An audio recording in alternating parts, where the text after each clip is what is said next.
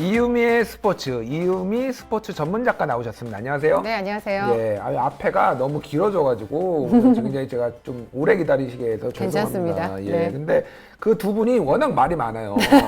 지금 피곤해 죽겠어요. 아주 말이 많아가지고. 예, 알겠습니다. 자, 재밌는 스포츠 소식이 굉장히 많았어요. 네. 일단 저는 뭐 그거 이제 여쭤보고 싶어요. 박항서 매직이라고 부르죠, 요즘. 매직. 예. 저는 어젯밤에 치맥을 먹으면서 이 경기를 봤어요. 아, 그랬어요? 근데 이제 치킨집에 사람이 정말 많았는데 저는 뭐 저 경기가 뭐 크게 관심 있을까 이렇게 생각을 했는데 저는 일이니까 아무래도 힐끔힐끔 보게 되고 좀 집중하게 되잖아요. 아무리 예. 사람들이랑 치킨을 먹고 있어도. 그런데 골이 터지니까 거기에 모인 분들이 꽤 많았는데 같이 박수 치면서 정말 좋아하더라고요. 아. 그래서 역시 박항서 감독이 뭔가 한국과 베트남을 이어주는 가교 역할을 하고 있구나라는 생각이 들었고요. 제2의 지금 축구 대표팀 같은 느낌이에요. 네, 그렇습니다.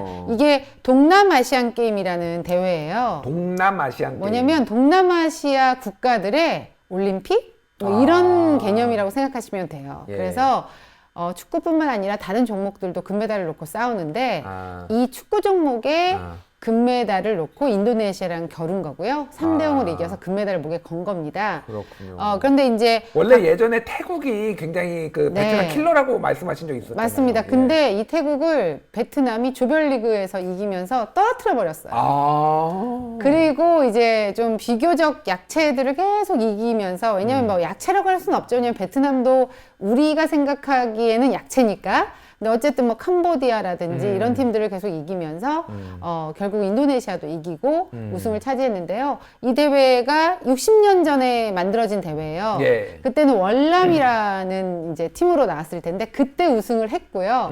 근데 사실상 베트남이라는 이름으로 우승을 한 건 이번이 처음이다. 이렇게 보시면 될 것 같습니다. 60년 만에 우승을 했다. 네.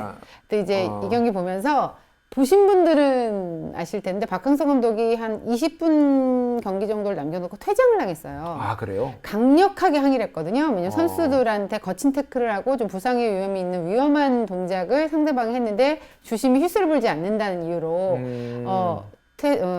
항의를 하다가 퇴장을 당했는데 예. 저는 이건 정말 계산된 오버액션이라고 생각을 합니다. 왜냐하면 이제 아무래도 이 대회가 아까 말씀드렸듯이 그 동남아시아의 아시안 게임, 동남아시아의 뭐 올림픽 이런 대회다 보니까 23세 이하 대표팀만 출전을 할 수가 있거든요. 축구는. 예. 그러니까 어린 선수들이잖아요. 그리고 이런 경험이 많지 않은 선수들이니까 박항서 감독 입장에선 3대 0으로 앞서 있다 하더라도 충분히 이건 흐름이 확 바뀔 수 있다고 계산을 한 것 같아요. 그래서 여기서 좀 더 집중할 수 있고 긴장감을 늦추지 말라는 메시지를 전달하고 싶은데 이제 뭐 마침 주심이 휘슬을 불지 않았던 건 아니겠지만 기회가 왔을 때 이런 메시지를 행동으로 보여준 게 아닌가 이런 생각이 듭니다. 그래서 어쨌든 박항서 감독의 이런 선수들을 지휘하는 그러니까 마인드 컨트롤까지 지휘하는 이런 모습에서 이 베트남 축구를 박항서 감독이 이끄는 어떤 지도 스타일을 좀 느낄 수가 있었고요. 박항서 감독이 베트남을 이렇게 좀 높은 수준으로 또 성적을 잘 내고 있는 이유를 많은 분들이 궁금해 하시고 저도 궁금해서 이제 주변 취재를 해보니까 예. 박항서 감독이 선수들에게 동기부여를 정말 많이 한다고 합니다. 그러니까 그게 옛날에 히딩크 감독이 네. 그런 스타일이었잖아요. 그렇죠. 아무래도 그 네. 밑에서 코치 역할을 하면서 배운 것도 있을 텐데 네. 베트남 선수들에게 너희들은 더 큰 무대에서 뛸 수 있다. 그러려면 좋은 성적을 내고 열심히 뛰다 보면 충분히 유럽에도 나갈 수 있고 또 아시아 뭐 한국이나 J리그나 중국 리그 같은 데가 베트남 선수들에게는 또 꿈일 수 있으니까요. 예. 그런 무대에서 활동할 수 있다. 그러니까 열심히 뛰자, 뭔가를 보여주자, 뭐 이런 식으로 계속 동기부여를 한다고 해요.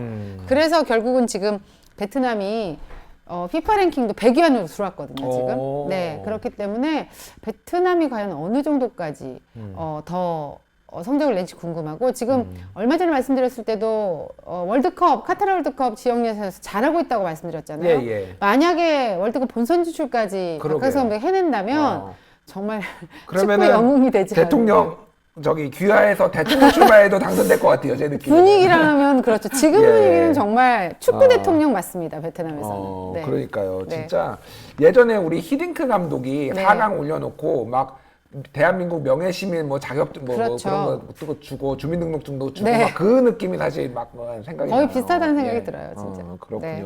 좀 더 어디까지 진격을 하는지 저희가 또 다음에 지켜보도록 하고요. 네. 자, 벤투호가 동아시아컵 3연패에 도전을 합니다. 네. 이제 7시 반부터 홍콩이랑 곧 경기를 하는데요. 홍콩. 네. 동아시안컵이라는 대회는 동아시아 축구연맹에 가입된 10개국이 출전하는 대회인데 10팀이 다 본선이 나오는 건 아니고요. 예. 한, 중, 일이 나오고 그 나머지 팀끼리 예선을 거쳐서 한 팀이 올라와요.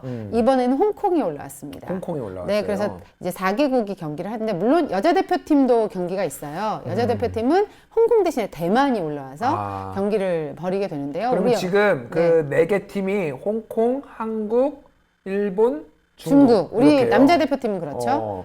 묘하게 약간 긴장 관계에 있는 거네요. 홍콩, 중국은 일단은 뭐 네, 지금 난리가 났었고 맞습니다. 한국, 일본도 지금 그러면은 이게 전쟁 나는 거 아닌가요? 그래서 이거? 18일 날 공교롭게 예. 앞 경기가 중국과 홍콩 경기고 뒷 경기가 한일전이에요. 동아시아 멸망각인데. 네, 그래서 그날 사실상 예. 마지막 일정이니까 우승도 가려질 거 아니에요. 그래서 이게 부산에서 열리거든요.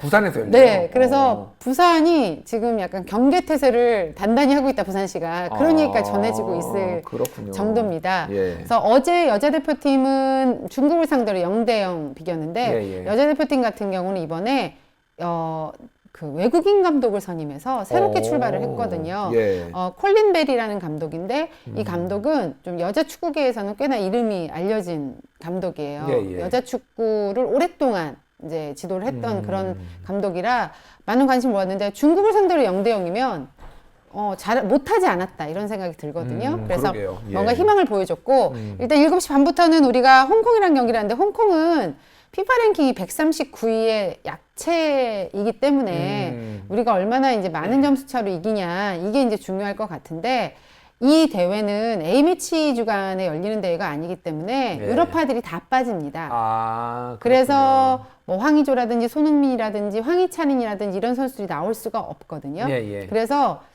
팬들은 강제적으로 벤투 감독이 새로운 실험을 할 수밖에 없는 대회다. 이렇게 얘기를 해요. 왜냐면 벤투 감독은 자신의 색깔을 고수하잖아요. 그렇죠. 마이웨이 약간 예. 이런 스타일인데 어쩔 수 없이 이 공격진의 그 큰 축이 빠지기 때문에 그러게요. 예. 아무래도 새로운 그 선수들로 구성을 해서 특히 K리거들을 중심으로 하기 때문에 새로운 조합으로 어떤 모습을 보여줄지 궁금하고요. 엔트리가 나왔어요, 선발이. 예. 김승대 선수가 최전방에 포진이 되고요. 이선 공격에 나상호, 김보경, 문선민, 그리고 중앙 미드필더에 손준호, 황인범, 그리고 포백에 박주호, 김민재, 권경현, 그리고 김태환 선수, 골키퍼에 구성윤 선수가 나타나는데 예. 아마 많은 분들이 약간 생소한 이름도 있다 이렇게 생각하실 거예요.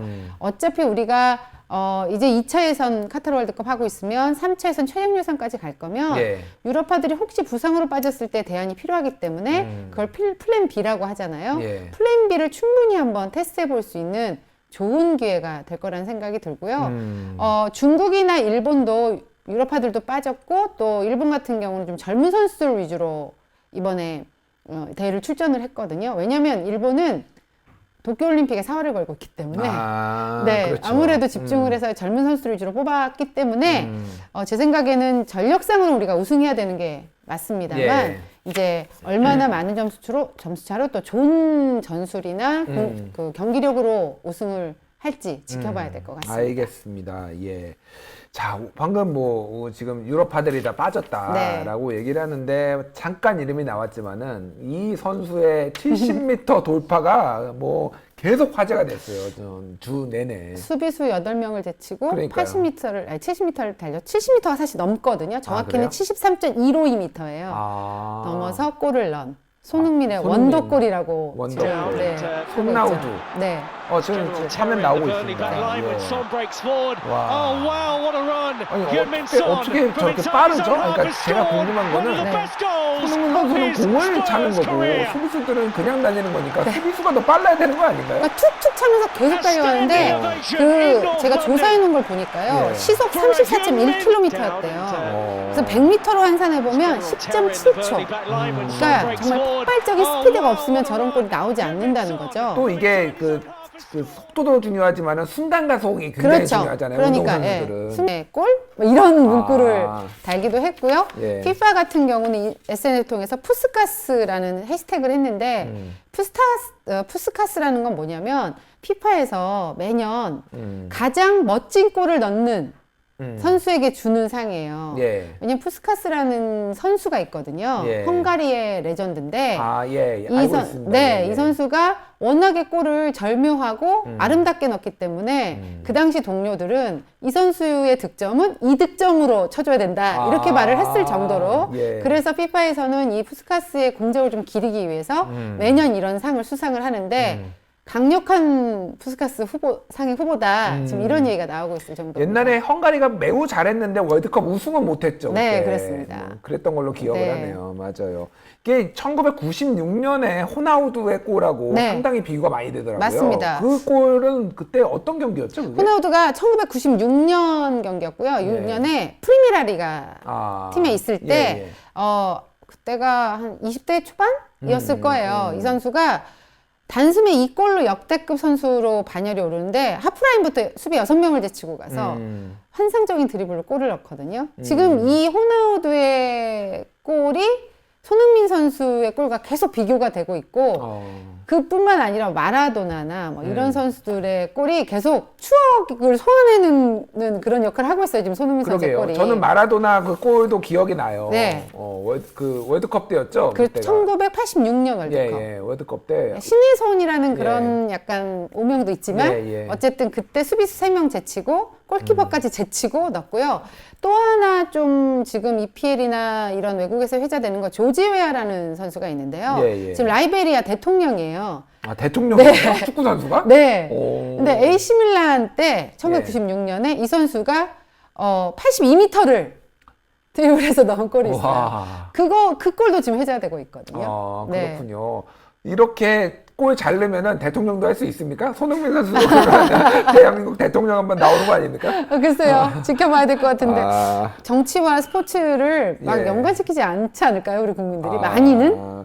지금 같은 심정이면은 잘하면 될 수도 있을 것 같아요. 근데 좀 나중에 기억이 좀 희미해지면 모를까. 그리고 이제 토트넘의 사령탑 무리뉴 감독도 호나우두를 난 떠올렸다. 아, 이런 얘기를 했어요. 맞아요. 이 골을 보면서. 손나우두라고 했죠. 그래서 손나우드라는 별명을 얘기하면서 자신의 아들도 아. 손흥민을 손나우드라고 부른다. 네. 영상 이런 나오고 있는데 지금 진지하게 얘기를 하고 있네요. 얘기. 네.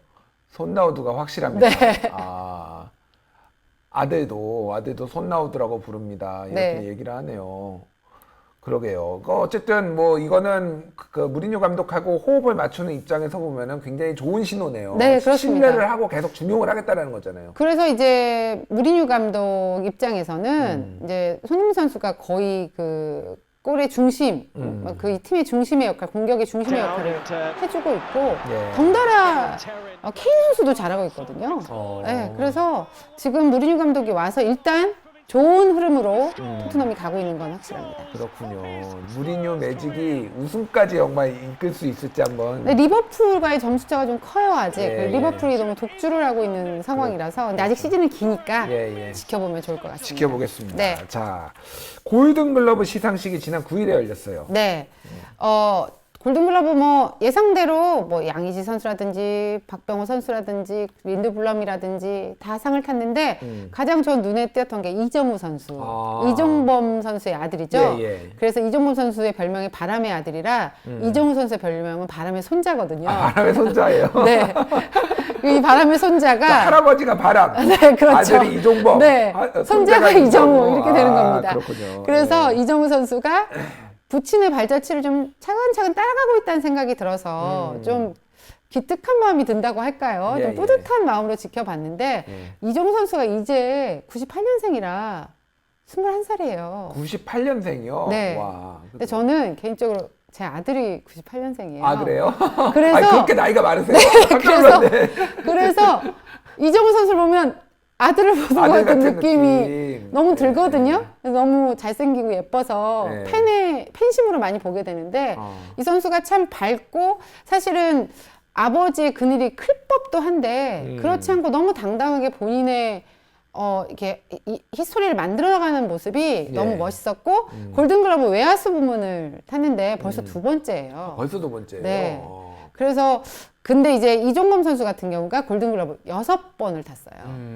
근데 지금 하는 걸 봐서는 아빠 기록을 넘을 수도 있겠다는 생각이 그러게요. 들거든요. 근데 이 최다 기록이 이승엽 선수가 10번을 탔어요. 이승엽 선수는 사실은 수비가 매우 뛰어나진 않지만 그렇죠. 공격이 워낙 또뭐 골든글러브에 영향을 네. 많이 미치고 1루수는 특히 맞습니다. 예. 그리고 이제 이정 선수는 10번까지는 힘들 수도 있을 것 같은 게 외야수 부분이 워낙에 포지션이 워낙 치열해요. 맞아요. 왜냐면 여기는 외야수, 그러니까 중견수, 우익수, 뭐 좌익수를 다 합쳐서 외야수 그렇죠. 3명을 뽑기 때문에 사실은 쉽지 않거든요. 이번에도 외국인 선수 2명이랑 이정우 선수가 탔으니까 아마 치열한 포지션을 뚫고 이제 경쟁을 뚫고 해야 되는데 이정우 선수 얘기가 재밌는 것이 이종범 코치 집에 트로피가 워낙에 많을 거 아니에요. 그러겠죠. 우승도 예, 우승 예. 반지까지 해서 그래서 진열장이 따로 있대요. 아들, 그러니까 손자용, 아니 일단 아버지용 거. 아버지용 거. 그러니까. 바람의 아들용. 바람의 아들용 진열장. 네. 그러니까 어머니가 그러니까 이종범 선수의 부인이 아내가 따로 진열장을 짜서 차곡차곡 이렇게 진열을 해놨는데 그러다 보니까 이정우 선수가 타오는 트로피를 놔둘 데가 없어서 거실에 이렇게 쭉 그냥 나열해놨다는 거예요. 그렇구나. 근데 새로운 진열장을 어머니가 맞추겠다고 했답니다.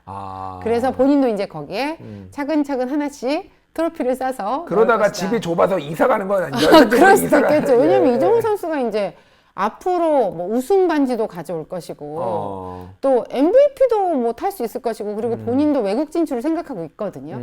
그런 상들을 계속 아버지의 발자취를 어쨌든 계속 따라간다면 충분히 그 진열장을 가득 채울 수 있기 때문에 기대가 되고 저는 그래서 이정우 선수가 글쎄요 아빠만큼 또는 아빠를 더 넘어서서 어떤 모습을 보여줄지 너무 궁금하고 그러게요. 네 그래서 야구 팬들이 그런 모습을 좀 이정우 선수 지켜보면서 뭐 비교만 하지 말고 네 응원하면서 좀 이정우 선수 지켜보면 참 재밌을 것 같다는 생각이 들어요. 뿌듯하게. 그러게요. 참 아버지가 굉장히 훌륭한 선수였으면 그 아들이 받는 스트레스와 중압감이 매우 커서 그 아들이 더 잘하는 경우는 많지는 않았어요. 네. 대부분. 근데 이정우 선수는 한번 기대해봐도 될 것 같네요. 네 아버지를 뛰어넘을 수도 있지 않을까 저는 그렇게 생각을 하는데 부모 입장에서는 이정범 선수 코치님 입장에서 본다면 나보다 더 잘해주면 좋지 않을까 생각하지 않을까요? 그렇게 했죠. 네, 네, 그러니까요. 아들인데. 네. 네. 다른 사람이 자기 기록 깨는 건 싫어도 아들은 깨면 뿌듯할 겁니다. 네. 알겠습니다. 자, 러시아가 올림픽 못 출전한다는 얘기가 있어요. 그러니까 러시아가 도핑 때문에요. 아. 지금 좀 문제가 되고 있거든요. 예, 예. 근데 원래 러시아 같은 경우가 소치 올림픽 때 약간 뭐 단체로 도핑을 했다 뭐 의혹에 사면서 평창 때 좀 문제가 있어. 그 출전을 예, 그랬죠. 제약을 받았었잖아요. 맞아요. 예. 근데 이번에 또 다시 한번 도핑 데이터를 조작해서 제출했다는 의혹을 받으면서 세계 반도핑 기구가 러시아의 주요 국제 스포츠 대회 출전을 4년 동안 금지하는 내용의 징계를 만장일치로 결정했어요. 매우 강한 징계네요. 네. 4년이면은. 근데 이게 만약에 IOC에서 이걸 받아들이면 당장 도쿄올림픽 못 나가고요. 이걸 FIFA에서 받아들이면 또 카타르 월드컵을 못 나가요.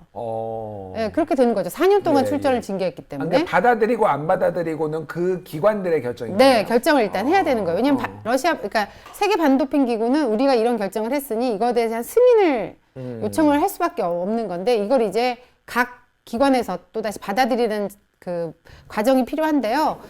사실 그 2014년 같은 경우 아까도 말씀드렸지만 소치 올림픽 당시에도 조직적으로 좀 왜냐면 그 나라에서 열리기 때문에 좀 좋은 성적을 내기 위해서 그랬던 것 같은데 이게 나중에 드러나면서 평창 때는 도핑과 무관하다는 걸 증명한 선수에 한해서 러시아 국기는 달지 못하고 러시아 출신 올림픽 선수 OAR이라는 이렇게 표기를 한 옷을 입고 출전을 했었거든요.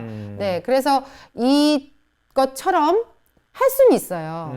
뭐 이번 도쿄올림픽에도 만약에 이걸 다 승인을 받는다면 근데 러시아가 불복할 경우에는 국제 스포츠 중재 재판소에 이제 항소할 수 있거든요. 그게 근데 상당히 시간이 걸릴 수도 있는 네, 거죠. 그렇습니다. 아. 그래서 근데 이제 푸틴 대통령이 항소할 의사가 있다라는 뉘앙스를 풍겼기 때문에 이 부분은 계속해서 지켜봐야 될 부분일 것 같습니다. 그렇군요. 어쨌든 러시아가 유독 이 도핑 이슈가 많아요. 그래서 우리 왜 빅토르한 같은 경우도 예. 평창에 와서 뭔가 하고 싶었던 마음이 있었을 텐데 오지 못하고 이런 일도 있었거든요. 예, 예, 예. 근데 사실 근데 도핑은 정말 근절해야 되는 일이기 때문에 예. 저는 이렇게 강력한 제재는 필요하다는 생각이 들어요. 이게 한 번이 아니고 또다시 이런 일이 데이터를 조작했다는 일이 생기면 그러게요. 이거는 안 되는 거예요. 스포츠는 무조건 페어해야 하기 때문에 이렇게 강력한 조치를 취하는 건 저는 무척 동감하고 동의하는 일이기 때문에 이 부분에 대해서 박수를 보냅니다. 알겠습니다. 아까 저희 댓글에서 아까 전에 좀 뭐 정정을 해달라는 게 있었는데 네. 베트남이 태국을 이기고 진출한 게 아니라 태국과 비기고 진출했다라고. 네, 맞습니다. 태국과 비기고. 그런 거죠? 지고 있었어요. 지고 지고 있다가 극적으로. 극적으로 동점을 만들고, 예, 예, 그러니까 예. 제 말은 조별리그에서 3위로 떨어뜨려 버린 거죠. 그러니까. 네, 예. 조별리그- 어쨌든 내용은 경기는 비긴 네, 거고 네, 네. 떨어뜨린 거. 네, 예. 떨어뜨렸습니다. 그래서 저희 그 시청자분들이 또 스포츠에 관심이 많으셔가지고 네. 이런 거 정정까지 다 해주시고 그러네요. 제가 혹시 예. 좀 정정할 내용이 있으면 바로 올려주시면 아. 제가 왜냐면 머릿속에 있는 말과 예. 나오는 말이 다르게 나올 수도 있으니까. 네. 예, 알겠습니다. 지금까지 이유미 스포츠 전문 작가였습니다. 감사합니다. 고맙습니다.